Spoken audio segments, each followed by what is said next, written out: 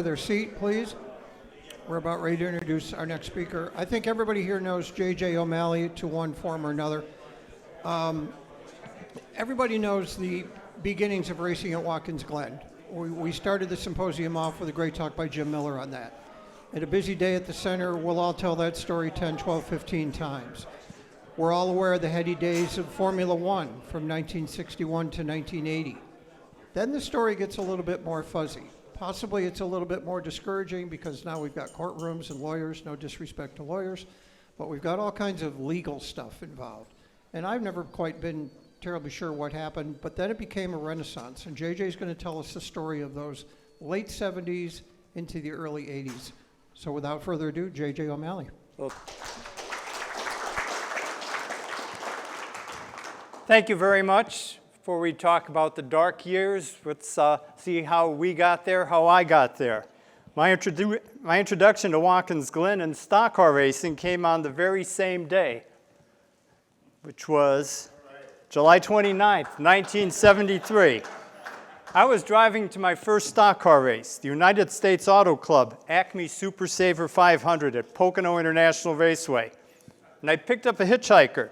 He was heading south on the PA Turnpike in Pittston, Pennsylvania, coming back from a rock concert with the Grateful Dead, the Allman Brothers, and the band, held in a place called Watkins Glen, New York. He told me it was an unbelievable concert. 3 bands jammed together at the end, an incredible crowd, 500,000 people. I think the final estimate was 600,000, which is bigger than Woodstock. Before I dropped off the hitchhiker at the Pocono exit, I told him I wish I'd heard about the concert instead of the race. At the time, I just finished my sophomore year at King's College in Wilkes-Barre, Pennsylvania, working on my master's, and I was working at the Wyoming Valley Observer. A year earlier, the flood resulting from Hurricane Agnes devastated Wilkes-Barre. That temporarily halted the 2 major newspapers in town. I was a stringer for the Observer. Overnight, we went from 3,500 to 200,000 circulation. That eventually settled down at 30,000, which is still pretty good. I was tasked with covering everything from my usual high school sports to city council meetings. For instance, the sports editor covered the main events at the boxing cards at the Scranton CYC. I covered the undercard, and I was at ringside for Larry Holmes' first pro fight. I covered an exhibition in Scranton featuring former champion Muhammad Ali. I even talked to a race car driver named Brian Redmond. So when the Indy cars came to Pocono in June of '73 for the Schaefer 500, I was along as a support writer-photographer, which is very good experience. But that August, there was another big race at Pocono, a USAC stock car event that included the top 2 finishers in the Schaefer 500, A.J. Foyt and Roger McCluskey. The sports editor and the main writers weren't interested. I got to cover it all by myself. Richard Petty came back from a cut tire and a lap down and made it up on the 2.5-mile track without a caution to win the Acme Super Saver 500. Walking back to my car, I found myself next to a 10-year-old carrying the big Liberty Bell trophy, along with his sister. That's how I met Kyle Petty. I also got to cover other races at Pocono, Trans Am, Formula 5000. There was another big race in Wilkes-Barre, the Giants Despair Hill Climb, which I got to cover and got to know the local hero, Oscar Kovaleski, who drove the McLaren he once drove in the Can-Am. More importantly, he owned a hobby store in nearby Scranton. I started writing press releases for Oscar and even a small book, which was called The ABCs of Model Car Racing. For payment, I was happy to receive model cars or racing jackets, and also Oscar sold Auto Week. That's how I learned about Formula One. In 1974, I covered Pocono's first NASCAR race, the Purolator 500, won by Richard Petty. The following year, I even made the trip to Watkins Glen for the U.S. Grand Prix that Niki Lauda won. Lauda had a great battle with with fist-shaking Emerson Fittipaldi. His brother Wilson drove his final F1 race in the number 30. I later worked closely with his son Christian for Sunday Group's Action Express coverage. In between attending grad school at the University of Scranton in 1976, I traveled to many more races, including Alan Jones winning the final Formula 5000 race at the Glen. That's my credential letter for Bob Kelly. And I also helped independent NASCAR driver Ed Negree find a car dealer to sponsor his Dodge for Pocono's 1976 NASCAR race. I started making plans for the 77 Daytona 500. I asked Negree I covered Ed at his home for a few days in Concord, North Carolina that December, and he took me to several of the shops of the independent drivers. I even had lunch at the Apollo with Ed and a few friends, including Dale Earnhardt, who had driven Ed's car in his Cup debut at Charlotte. So I wrote a story, and I sent it to Auto Week about Ed's plans for the 1977 opener at Riverside. Never heard back. I also saw a copy of National Speed Sport News on Ed's workbench, so I sent them a copy of the story too. I got a quick response from the editor-publisher himself, Chris Economaki. He said he had an opening for a copy editor. I set up what I thought was an interview the following week in Ridgewood, New Jersey. "Here's your desk," Chris said. Next thing you know, I was heading to Daytona with a brand new job. It was quite a year, full-time racing, learning from the master, Chris. I went to Watkins Glen for the 6 hours, and I don't know how I did that. And the 6 hours, the Porsche Parade. And that was pretty interesting. And I covered Formula One races at Watkins Glen and Motescourt, and it was a pretty busy year through the following January. And then I got an offer to join the Pocono Record as assistant sports editor. That would get me close to my family and friends while getting to cover a wide range of scholastic, collegiate, and occasional pro sports, and still getting to cover racing, including NASCAR at Watkins Glen and at Pocono. I did make a trip to cover the 1978 U.S. Grand Prix at the Glen. Mario came in as world champion. They had a huge crowd. Mario had problems in warm-ups, and James Hunt won the race. But they took an insurance picture just in case Mario won because they were afraid they wouldn't get him to victory lane. What struck me most was the general atmosphere. It was pretty intense. I was happy to find my Grivlin alive and well in the parking lot near Gate 1. The scene of the rock concert I never attended. So I was one less victim for the bog. Even though that bus burning happened in '74, the results of it lingered on, and you weren't sure what to expect. So over the years, I covered all the action at Pocono. I remember the year Indy President John Cooper also ran Pocono, and he had Ron Mead of the Daytona staff helping in the press room. So it was a great season back then. The Glen soldiered on. The final U.S. Grand Prix was in 1980. It was won by Alan Jones. Then came 1981, and that's where our real story begins. '81 was a rough year for the Watkins Glen circuit, as the Grand Prix Corporation was in serious trouble. The problems were financial and also from public safety perspective. The annual Formula One race was tentatively on the '81 F1 schedule, but was removed in early May due to non-payment to the Formula One Constructor Association dating back to the 1980 event. The 6 hours ran, and it was won by Al Holbert. And the Super V also ran as scheduled, with young Davy Jones among the field. 1 month later, the Grand Prix Association filed for bankruptcy under Chapter 11 of the U.S. Code. The August Trans Am race was canceled, although the Glen Nationals were run as a non-spectator event. A 200-mile CART IndyCar race was scheduled for August 8th and 9th, but was rescheduled to fill the F1 slot on October 4th, using the full course. Winning on a wet, cold day Mario Andretti, starter from the pole, retired on lap 25 of 60 with the broken ring and pinion while leading by 40 seconds. Upside-minded Rocky Moran lost power in his Dan Gurney Eagle while leading with only 3 laps remaining, giving the victory to Rick Mears, followed by Johnny Rutherford and Bill Alsop. That proved to be the end of an era, the final pro race for the Watkins Glen Grand Prix Association. The Pocono Record might have even run a few graphs of the UPI wire copy. So 1982 was the beginning of the Glen's dark years. A few years later, I asked Bill Green to do a story for a Vintage Weekend program to explain what happened during the off years. And that became the beginnings of the Griswold to Gordon book in 1998, which I wrote with Bill with plenty of assistance from a good friend, Michael Argetsinger.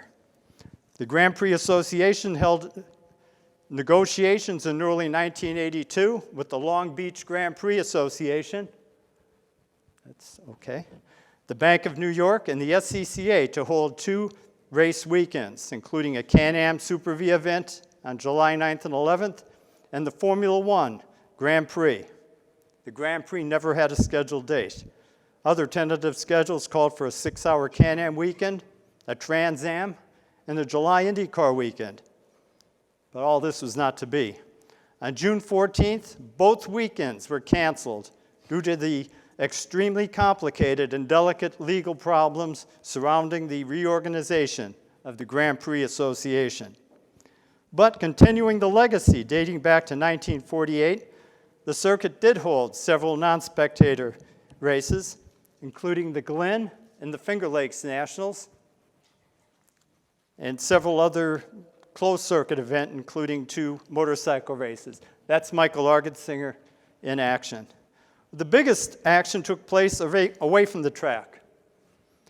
On April 1st, the Bank of New York began legal action against the Grand Prix Corporation, which would eventually lead to foreclosure and the sale of all property under a $3.4 million rebuilding program. That led to a heralded public auction held at 10 a.m. on November 10th, ironically only a few hundred feet from the original 1948 start-finish line. Some 100 onlookers were on hand braving the November chill to witness the auction.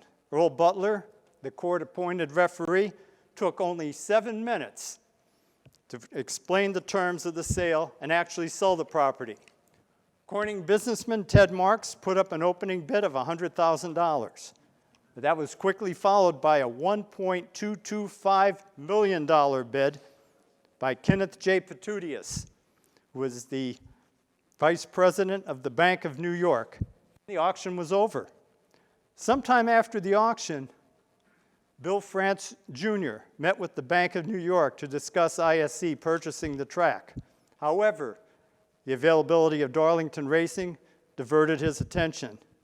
Only recently, looking back on this, I recall the importance of international competition to Bill France Sr. when he was establishing Daytona International Speedway, knowing that European-style motorsports would help bring attention to his new racetrack.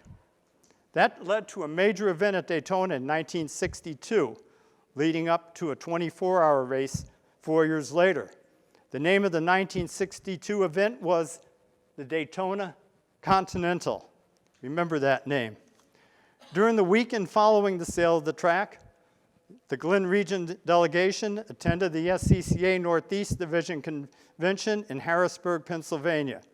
Glen Region members formed the Glen Region Green Flag Committee and charged themselves with planning the future of the Glen Region, racing in general at Watkins Glen, and dealing with any potential purchasers of the circuit. The committee felt it had information which would be beneficial to any potential purchasers of the circuit. The members were Chairman Adrian Ketchum, who was the outgoing regional executive, Jim Escrow, region attorney, Norm Glueck, who was the incoming RE, Bob Perry, Jerry Buckby, Dave Davies, Stan Dobramill, Bill Green, and Connie Davies as secretary. After a few meetings, their objective was clear: to find a new owner for the racetrack. 1983 was another dark year at the track, but there was plenty of activity taking place away from it. In early February, the Green Flag Advisory Committee met at the SCCA National Convention in St. Paul, Minnesota, where they sought out the club's feeling about the future of racing at Watkins Glen. They obtained important feedback and returned home with a new ray of hope. Meanwhile, National Speed Sport News lost two key employees. Chris Economaki asked me to help out covering a few key events, beginning with the first Charlotte Motor Speedway media tour. The Pocono Record supported his idea, knowing that I would be able to obtain information, helping our coverage of the events at Pocono International Raceway. The media tour took many of the NASCAR shops in getting a look behind the scenes at Charlotte Motor Speedway, including a tour of the road course with track promoter Humpy Wheeler. The tour also rekindled my interest in working in racing. The next event, Daytona 500. Cale Yarborough drove to victory. Ken Squire referenced my cover story for Speed Sport years later when Cale was inducted by Squire into the NASCAR Hall of Fame. But for Watkins Glen followers, the real story was in the grandstands. Corning Glass Vice President and Comptroller Jim Riesbeck was in the crowd. He was sitting with fellow Corning residents Kevin Kuhn and Tim Putnam. Their discussion following the race touched on the lead article in that morning's Daytona Beach News Journal, which was dealing with the huge economic impact the races had on the Daytona area. Riesbeck said he thought it would be pretty neat to have a Winston Cup race that would add economic viability to the Corning area. Kuhn told him there was a racetrack in the area that was for sale. It wasn't too far from Corning, in Watkins Glen. Riesbeck said he had never been to the Glen. Kuhn said the idea was worth some thought. Then in the race, Richard Brooks had a strong run, finishing 5th in an unsponsored car. Too bad he didn't have a sponsor. Jim was a race fan first and foremost, but he was also, and more importantly, a very astute businessman. The next morning, Riesbeck visited the NASCAR offices, and he asked at the front desk, how does one get involved in sponsorship? And they kind of looked funny, and they sent down the NASCAR PR guy to talk to him. And the guy told me later, I saw a guy in shorts and a t-shirt. When he introduced himself as being with Corning Glass, that really got my attention. I took him right upstairs. Obviously, the talks were a success. Jim made a great impression on both Bill France Jr. and his father. Back home in Corning, Riesbeck quietly requested an economic study of the impact of Formula One and the 6-hour races on the region's economy. Some new players entered into the conversation. Glen Region Activities Director Tom Sparling had an auto repair shop in Riverside, just outside Corning. On March 1st, he went to nearby Putnam Auto Sales to borrow a few parts. During an ensuing conversation with Tim Putnam, who had been at the 500, Sparling learned that a Corning Glass executive might be interested in the track.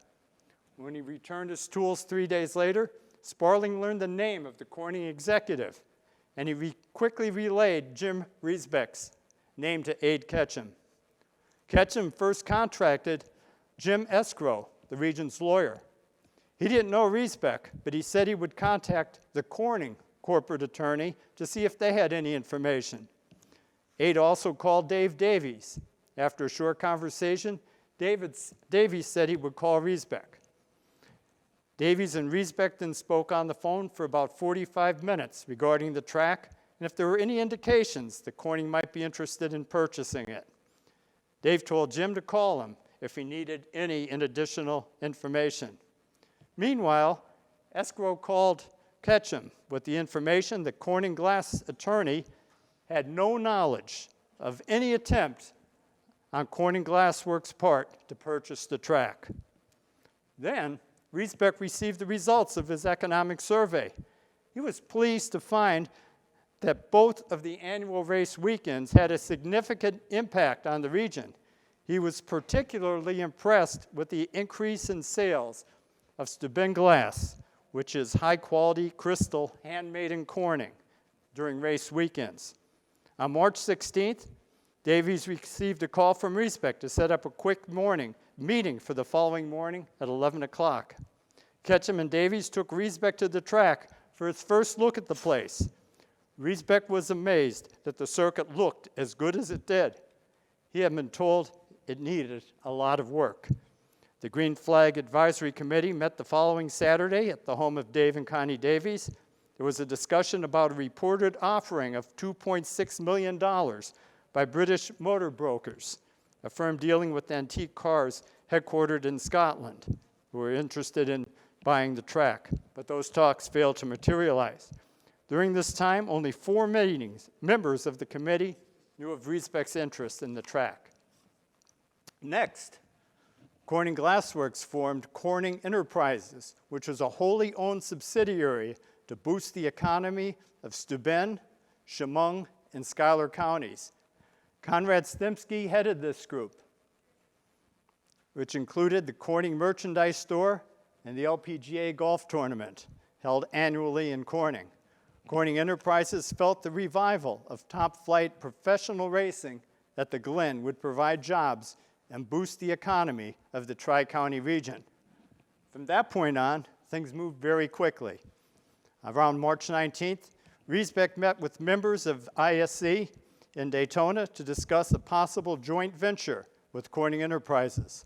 On March 26th, a joint meeting of the Glen Region Contest Board and the Green Flag Advisory Committee was held at Abe Ketchum's home.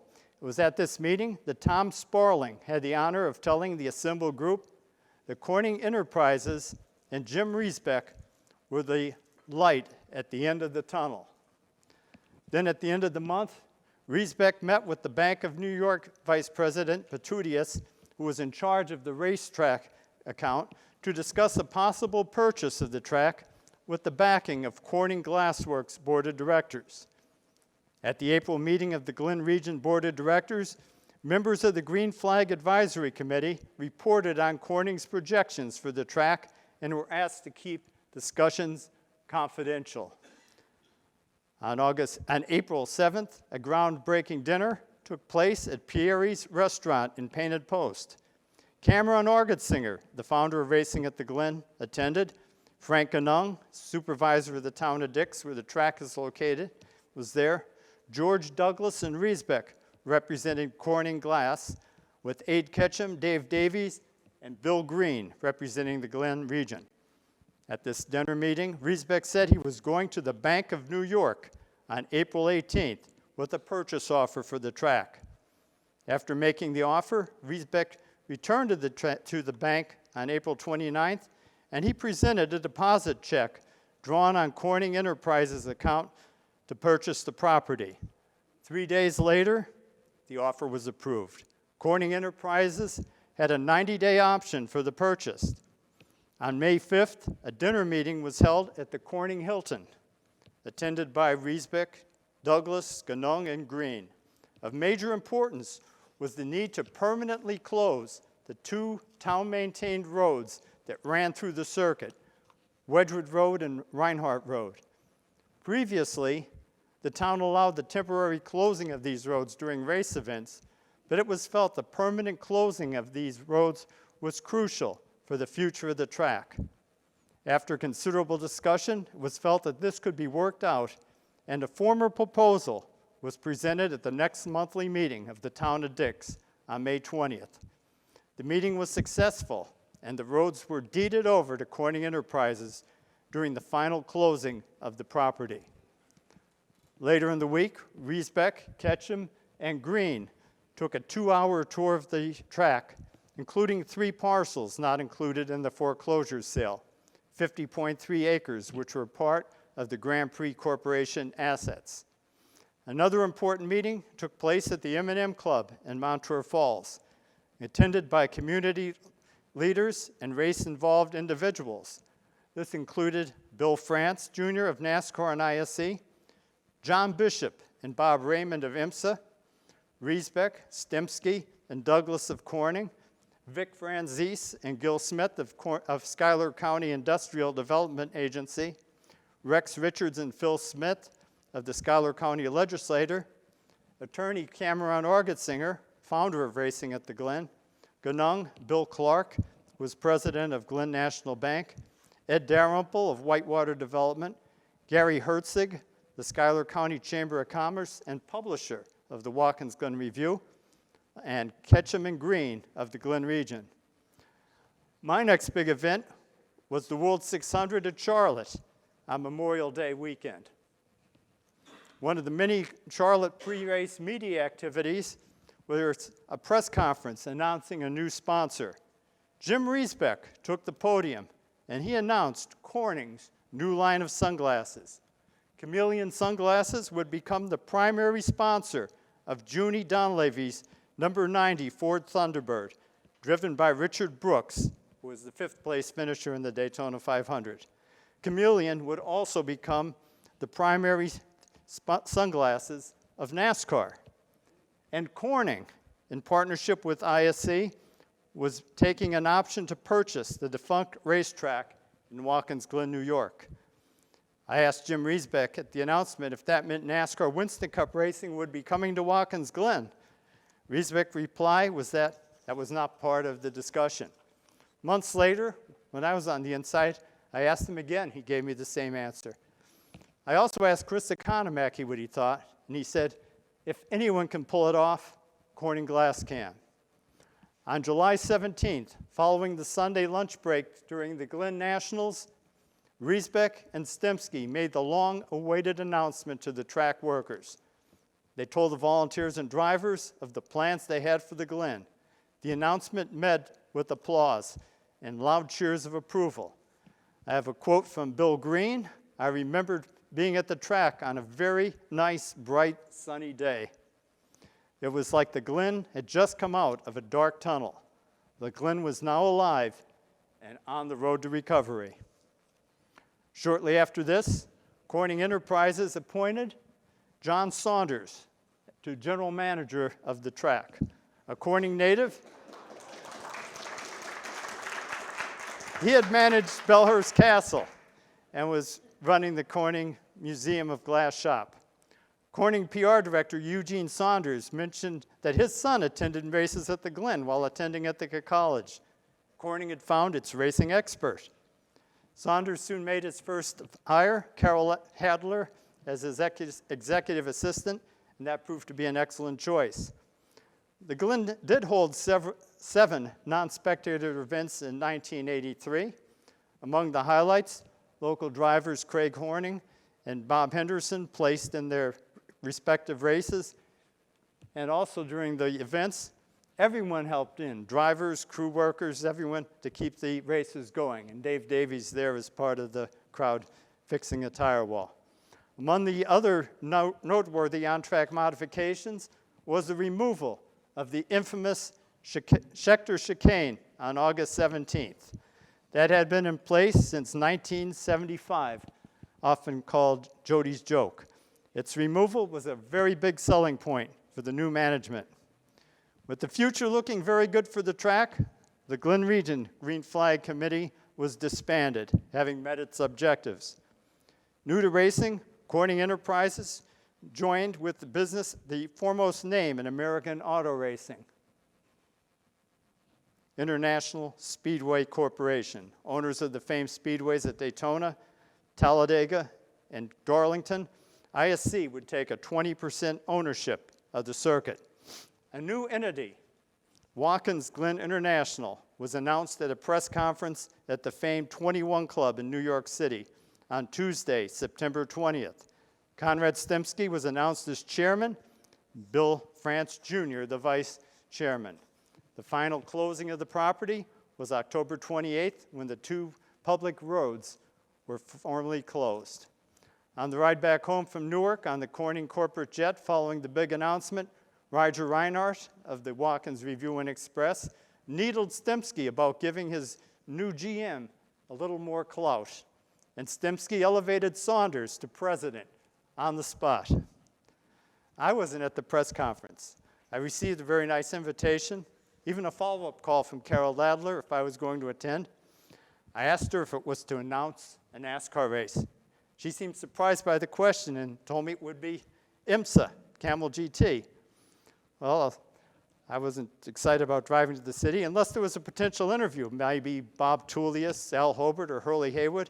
So I asked if any drivers would be there. Again, no, the weekend guest would be Bill France Jr. So my next assignment for Economaki was the October National 500 at Charlotte, which was Richard Petty's controversial 198th career victory. I had one brief discussion with Humphrey Wheeler about possible employment on his PR staff. Unfortunately, or fortunately, it was cut off and I never resumed talks with Humpy. I don't remember any conversation about Watkins Glen up to that time. In the meantime, WGI's new president was looking for a media director. France had wanted someone from the region. John Cooper, who had helped out at Indy and Pocono, remembered me covering the Pocono races. I casually knew Jim Foster, the Daytona Speedway president. He once set up a phone interview with me and Bill France Sr. regarding the possible move of the Firecracker 400 from Daytona to Pocono. That was quite an exclusive. The headline story might have helped convince the Daytona business community that ISC was serious about possibly moving the race. I'm sure it also shook up Dr. Mattioli at Pocono. Later on, I heard ISC also contacted Chris Economaki, Associated Press lead motorsports writer Mike Harris, and Oscar Kowaleski about what they felt about my chances there.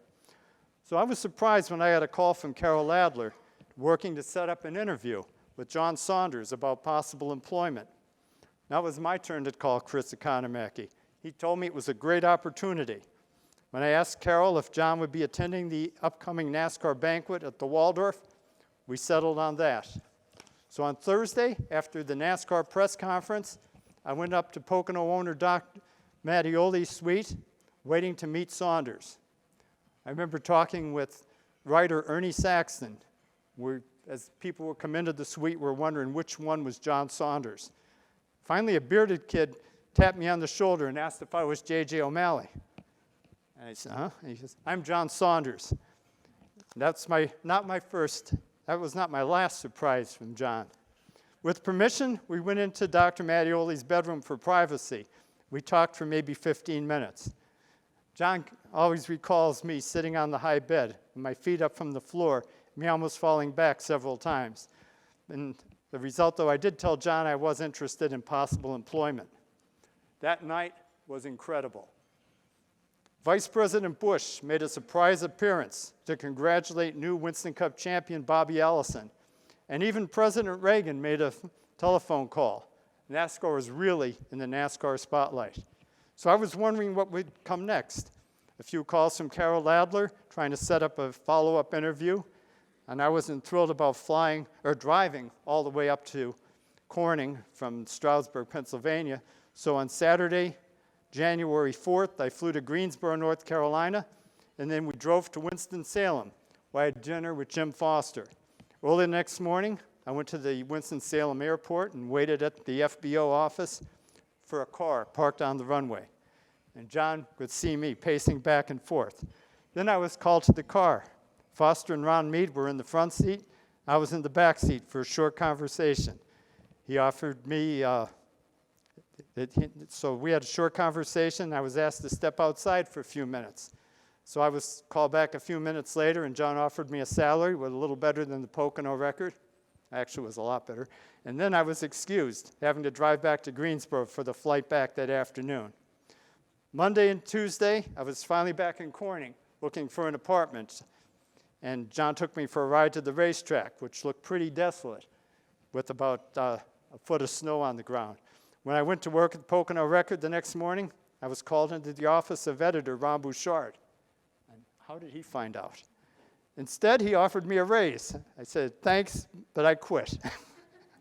And I gave him 2 weeks' notice, part of which I spent in Philadelphia for the annual Eastern Motorsports Press Association meeting, and eager to talk to members of the racing media about what they thought about Watkins Glen and why they should attend the races there. Then I came up to Corning, and on Saturday, January 28th was my first day on the job. John gave me a very easy assignment. I was to escort Bill Jr. to the Elmira Sports Banquet that evening. Unfortunately, for everyone but me, Bill couldn't make it. So that was much less pressure, and I got to meet Ron Lewandowski of the Star-Gazette, Paul Ulrich of the Corning Leader, Fred Yan of the Ithaca Journal, other members of the local media that I'd be working with. Carol Adler did a great job getting them to attend and sit at our table. The next day, I was off to Daytona for the Sunbank 24. I got to sit in the press box located behind the grandstands back then with Ron Mead, observed how he worked with the media. Mario Andretti won the pole for the first Porsche 962 that he shared with his son Michael. That car went out early. Also having problems were both of Bob Tullius' two Group 44 Jaguars, which drivers included Pocono winner Doc Bundy, David Hobbs, and Brian Redmond. At midnight, a group of unknown South Africans driving the creepy crawly Porsche March prototype were battling for the lead when I left for a short nap. Back at the track, it was still dark at 5 a.m., Creepy Crawly had a multi-lap lead over the A.J. Foyt Bob Woolek Porsche. At dawn, Creepy Crawly was still way ahead. Noon, the same story. Back then, the Speedway folks thought if the race started at 3:30 in the afternoon, people waking up the next morning would hear the cars and realize there's plenty of racing ahead. Finally, at 3:30, Creepy Crawly beat Foyt by 9 laps, and Tullius' car was third, 28 laps down. That probably proved to be my least exciting Daytona 24. No idea. Someday I'd be writing a book about that race. So back in Corning, I wasn't thinking we had only 5 months and change to put together a major race weekend. In hindsight, I was just worried about getting through the next week. In hindsight, there was really no way we could possibly pull it off. Unfortunately, we didn't know it at the time. We were just working very hard, determined to make it work, not knowing any better. So those 5 months were a real blur. One meeting after another, late dinners, more meetings, more dinners. I continued to eat like a marathon runner, even though my training was cut in half. One of those meetings involved Bill Franch Jr. I think it was Hammerhead 2. I look forward to hearing his idea of promoting our Camel GT race. Bill Jr. rushed through the early items of the agenda. Then he announced, next item, tickets. The next few hours were like a graduate course on ticketing. And then credentials. I did make the suggestion to move registration from the Catholic Church in Watkins Glen to the racetrack. Then came a meeting with the representatives of R.J. Reynolds, including Ralph Seagraves, Duncan Lee, and Jeff Bird. Watching Bill Jr. and Ralph Seagraves was like attending a sparring session with Muhammad Ali and Larry Holmes. It was, part of it was talking about paint. I remember Ralph Seagraves telling Bill Jr., you can paint every darn billboard in New York State with that amount of paint. And there was a lot of paint. The Glen signature light blue guardrails would remain, but the remainder of the circuit would feature Camel's tan pigments. Included in the makeover was a new souvenir building, the Camel Pyramid. Corning's Jim Smith, who ran the downtown Corning store, helped out at first. One of his staffers, Tim Coleman, helped out to the point where he became a full-time employee. Phyllis DeSarno was the director of marketing and a key to building support with the community groups. In some ways, she was ahead of her time. One of her family-friendly ideas included a petting zoo. The former Kindle Tech Center was rebranded as the Camel GT Center, headquartered for our operations team, led by Peter Wadinsky, Matt and Andy Matuski, Steve Ely, and they were later joined by the world-famous sign painter, Tony Vicchio. The Glen Club was refurbished, led by John Brennan and Brad Beck, and later Mary Ann Shoemaker. The Kindle Tower became the Camel Tower between turns 1 and 2. If you ever wondered about the location of the giant Camel scoreboard in the infield paddock near the skid pad, far from the fans. It was in the direct line of sight for the R.J. Reynolds VIPs in the tower, most important. The major renovation for the press tower was the addition of restrooms, while the first floor risers were eliminated in favor of an interview podium. Then came Hammerhead 3, this time an overnighter at the Bellhurst Castle. I remember an argument about Formula One versus Camel GT. And I knew we faced an uphill battle with the former Glen crowd. But we didn't talk much about actual racing at those mini meetings. Major topics were tickets, following up the directive from Bill France Jr. We talked about everything from printing them, more importantly, selling them. Security, no more B-O-G. Conrad Stemsky would turn pale if he even heard that word pronounced. Instead, we worked on building a family atmosphere. There was a focus on a strong and visible law enforcement, including a holding facility, jail, plus tear gas, other goodies, thankfully, were never used. And plenty of out-of-service police cars to patrol the track during the races. Also, no rock concerts. There were still lawsuits on the books from Summer Jam. We did have a lot of help.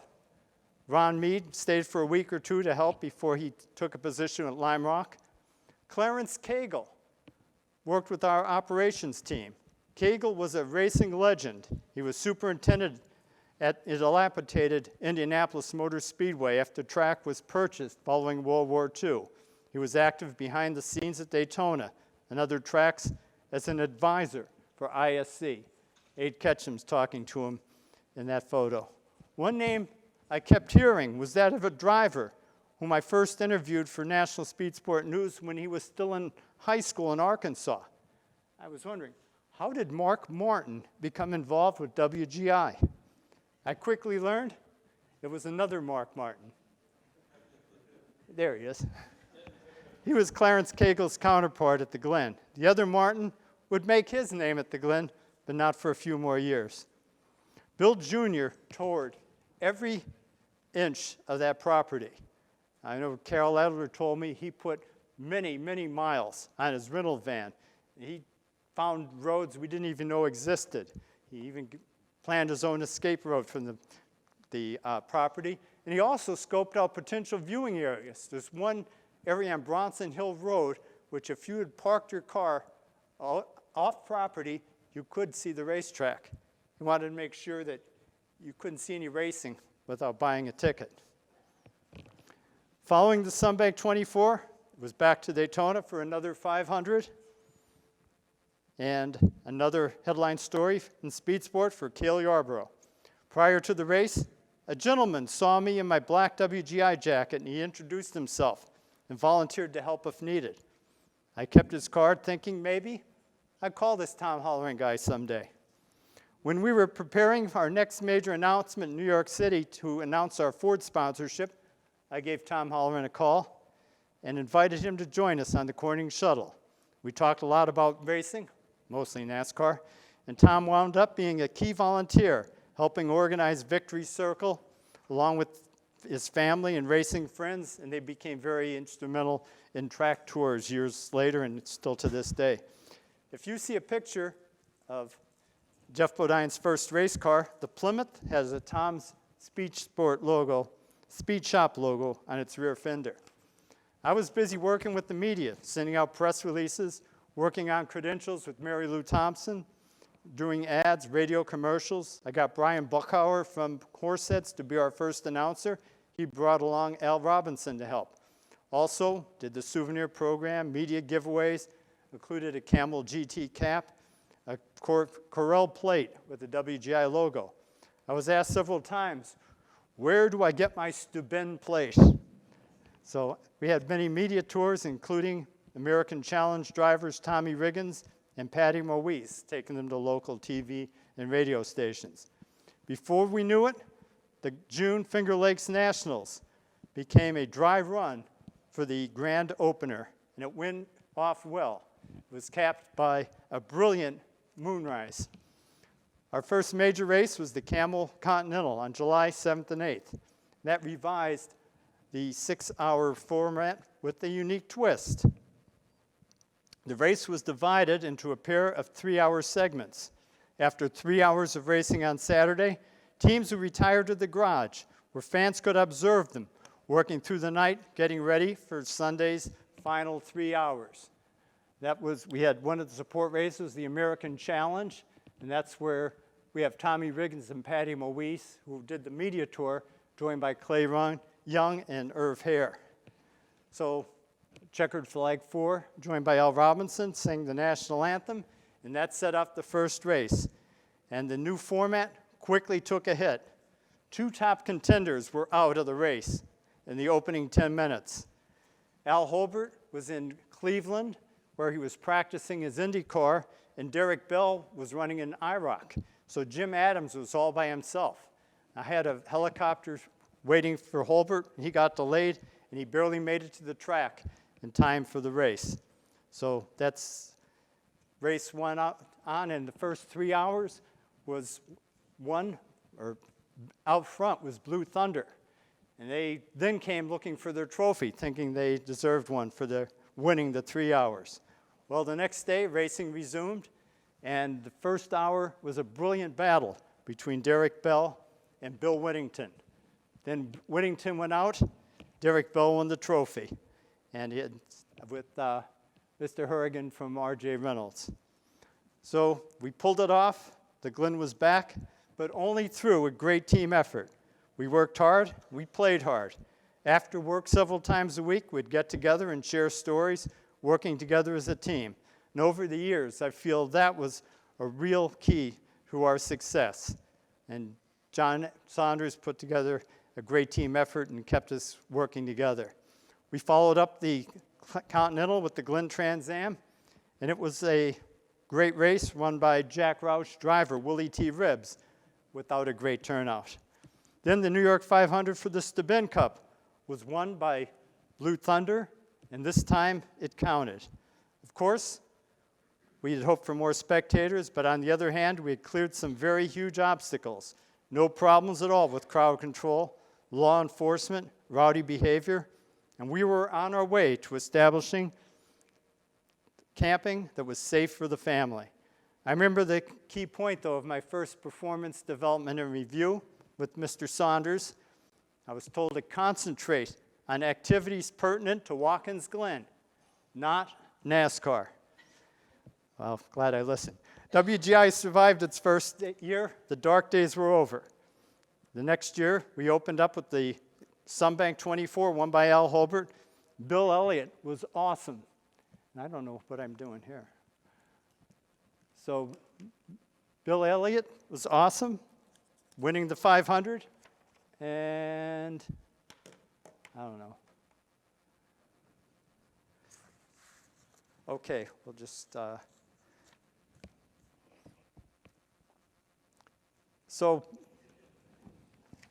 right. And okay, Derek Bell and Al Holbert won the New York 500 and the Camel Continental. And in between, Paul Newman won 2 poles. He won the main event in the Glen Nationals, finished second in the Glen Trans Am behind Wally Dallenbach. But not even Blue Eyes could draw a big crowd for that weekend. The year ended with the very unique event, the Seagram's Cooler 24 Hours, which was fairly successful. But if you bought a package of wine coolers, you get a ticket. The next year, you bought a Whopper, you got a ticket. And getting away from my directive, throughout the year, we were hearing more and more rumblings about NASCAR. And when the NASCAR Fairgrounds dropped off the schedule, rumors really started flying. Next thing I remember, Tom Holler and I were going to Rockingham for the penultimate race of the Winston Cup season. We spent time there with Jeff Bodine and other drivers. That set the scene for another big announcement at the Glen Club. Now, over the years, when they announced the Daytona Continental, the sale of Watkins Glen, they held press conferences in New York City. This time, we had the big announcement at the Glen Club. We had enough regional support that we didn't need to go to New York City to make news. NASCAR was coming for the inaugural Budweiser at the Glen in August 1986. Jeff Bodine was there to help with the announcement. years later, he would win the Bud at the Glen. And Jeff then really helped with the buildup by winning the Daytona 500. And from there on, it was nonstop preparation. And that's the topic probably for next year's story if you have me back. But we had one of the big challenges, where we were going to park the early arrivals. Bob Kelly, who was formerly the press director here at Watkins Glen, was now with R.J. Reynolds. He really helped out by getting air conditioning for the press tower to accommodate the major media we expected for the race. Tom Holleran and local radio personality Don Murphy got together every week talking about getting the community behind. I recalled in Talladega they had a race fever night, and I remember being in the Stroudsburg for the Pocono races. And when I was at the Pocono Record, you'd never even know there was a race in town. Fortunately, we were able to put it together with events in Elmira, Corning, and Watkins Glen, including a golf tournament. And this schedule got even busier over the following years as many municipalities wanted to be part of the action. We worked a lot harder for the NASCAR than we did for the Continental, and it paid off. Of course, having the big show really helped, but the work we did for IMSA and the Trans Am weekends really paid dividends. Bodine even came up for the Continental, and he won his class in a Levi Garrett-sponsored Chevy. The crowd came early, and so did the media, and we were ready. The facility looked fantastic. The racing was great. Bill Elliott nearly won the pole, but he crashed in turn 5. Jeff Bodine had a strong early run in the car, and Tim Richmond and Darrell Waltrip also up front. It all came down to the end of the race to Tim Richmond, and he was a very popular victory, getting the trophy from Congressman Amo Hoban. Oh, sorry, there is Amo. And who knew that his personal tragedy was about to unfold? So NASCAR got even bigger and better in following years, including Rusty and Ricky Rudd battling in the final turn of the final lap in 1988. There was one more major step. We treated vintage weekends just about above a club rental back then. The pro weekends were so demanding. In 1989, Aston Martin's Peter Levanis put a huge push behind the GT40 reunion, and that celebrated the cars that beat Ferrari at Le Mans. We hosted the largest gathering of GT40s up until that time. How are we going to follow this up? Oscar Kovaleski asked me repeatedly that weekend. And he suggested a Can-Am reunion. That became a big hit in 1990. We had world champion Denny Hulme, Auto Week's Leon Mandel, a lot of great cars, drivers from the past, and more importantly, the Downtown Festival. Remember back then, getting cars downtown was pulling teeth. Now they all wanted to come and put on a very pleasing show for the many spectators. That there's the Arden Alligator and Brian Cunningham in the Cunningham continuation car. So, there it is. Cameron Argetsinger's dream of having America's best sports cars on the street of Watkins Glen came back to life. Mel Curry of the Grand Prix Corporation was on hand, witnessed the occasion, fittingly joined by John Saunders. The Glen truly was back. Thank you very much.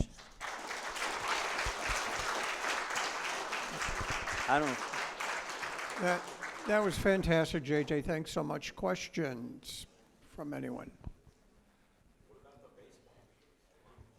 The baseball games, yeah. Andy Hall hasn't forgiven me for that. Yes. Where do you think we go from here? Wow. That's the talk 2 years from now. No, I think we're doing everything I see. We talk about the Renaissance. It's so much has changed when they start really pumping money in. They've got a new press tower, all the amenities getting better and better. And the reviews, the fan surveys, Watkins Glen is near the top, if not at the top in many of those surveys. And I think just keep working on what we're doing. All right, that was great. Thank you so much, JJ. All right. Thank you.